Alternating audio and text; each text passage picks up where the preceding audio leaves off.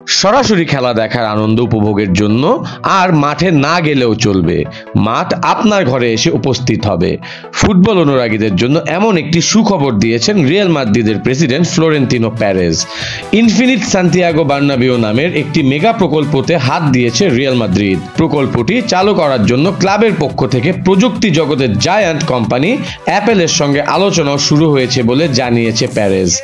Infinite Santiago বার্নাবিও প্রকল্পে virtual reality বা VR প্রযুক্তির মাধ্যমে ফুটবল অনুরাগীরা তাদের প্রিয় খেলোয়াড় ও প্রিয় ক্লাবের যে কোনো খেলা ঘরে বসেই উপভোগ করতে পারবে।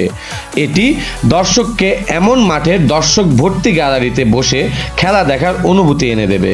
ফুটবল প্রেমী দর্শকরা প্রায়ই প্রিয় ক্লাবের খেলা দেখার টিকিট পান না বলেই এরকম একটি বিকল্প পরিকল্পনা করেছেন ক্লাব কর্তৃপক্ষ।